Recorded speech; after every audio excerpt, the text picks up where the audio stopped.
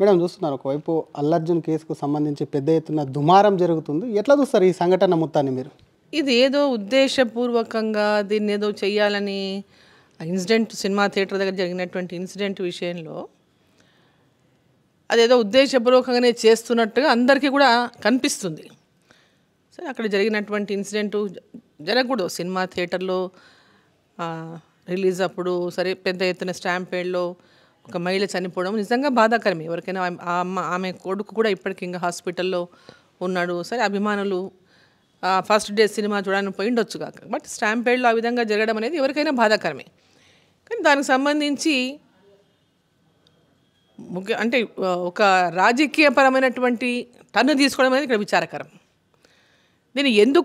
దీన్ని రాజకీయం వైపు ఆ మధ్యలో సినిమా యాక్టర్ని వాడుకుంటుందో అర్థం కాని విషయం.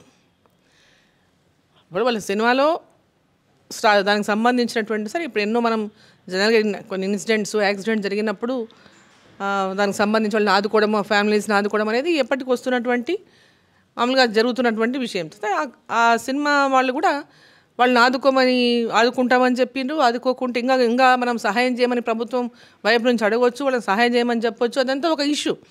బట్ దీన్ని రాజకీయ పరంగా ఎందుకు టర్న్ చేసిండో అర్థం కానటువంటి విషయం. దీన్ని అదేమో సామెత చెప్తారు చూడండి, మొగుడు కొట్టినందుకు కాదు తోటికోడలు నవ్వినందుకని.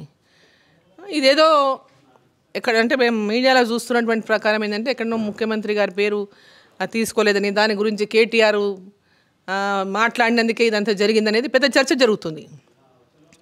ఏదైనా కూడా ఈ విషయం తెలంగాణ రాష్ట్రంలో ఇంత పెద్ద రచ్చ జరగడం అనేది సరైనది కాదు, సమంజసం కూడా కాదు.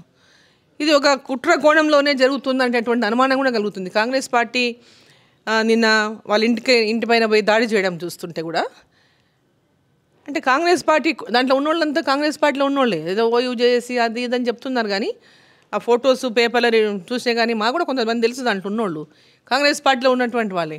బట్ వెనక ఎవరిదో సపోర్ట్ లేకుండా వాళ్ళు అక్కడ పోయి దాడి చేయడం అనేది ఉండదు. అసలైన తొలి వెలుగు. ఫాలో వాట్సాప్ @తొలి వెలుగు official.